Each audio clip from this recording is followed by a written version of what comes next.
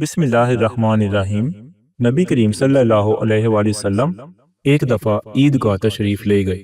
وہاں آپ صلی اللہ علیہ وآلہ وسلم عورتوں کے پاس سے گزرے اور فرمایا، اے عورتوں کی جماعت، صدقہ کرو، کیونکہ میں نے جہنم میں زیادہ تر تم ہی کو دیکھا ہے۔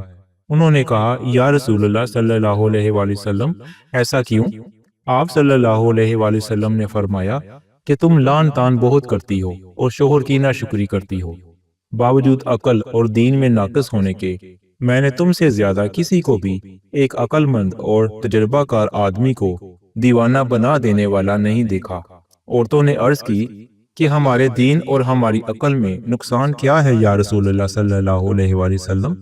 تو آپ صلی اللہ علیہ وآلہ وسلم نے فرمایا، کیا عورت کی گواہی مرد کی گواہی سے نصف نہیں ہے؟ انہوں نے کہا، جی ہے۔ تو آپ صلی اللہ علیہ وآلہ وسلم نے فرمایا، بس یہی اس کی عقل کا نقصان ہے۔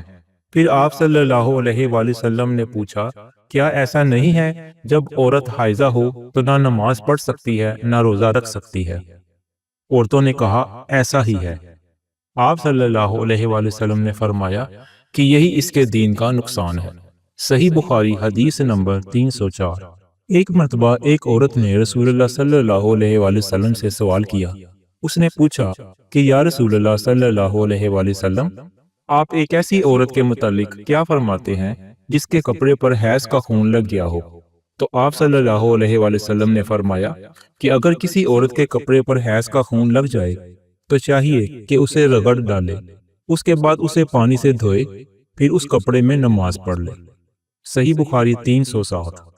شراحیل بن یزید کہتے ہیں کہ مجھے مسلم بن یسار نے بتایا کہ انہوں نے ابو ہریرہ رضی اللہ عنہ کو یہ کہتے ہوئے سنا کہ رسول اللہ صلی اللہ علیہ وآلہ وسلم نے فرمایا، آخری زمانے میں ایسے دجال فریب کار کذاب ہوں گے جو تمہارے پاس ایسی احادیث لائیں گے جو تم نے سنی ہوں گی نہ تمہارے آبا نے۔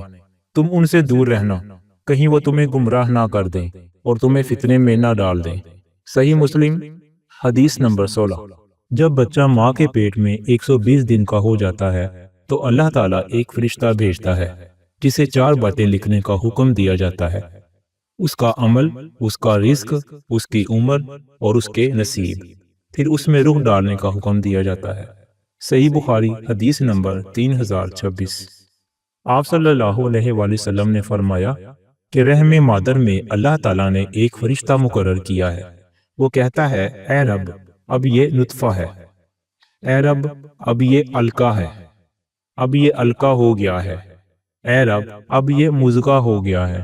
پھر جب خدا چاہتا ہے کہ اس کی خلقت پوری کرے تو کہتا ہے کہ مذکر یا مؤنث، بدبخت ہے یا نیک بخت، روزی کتنی مقرر ہے اور عمر کتنی ہوگی۔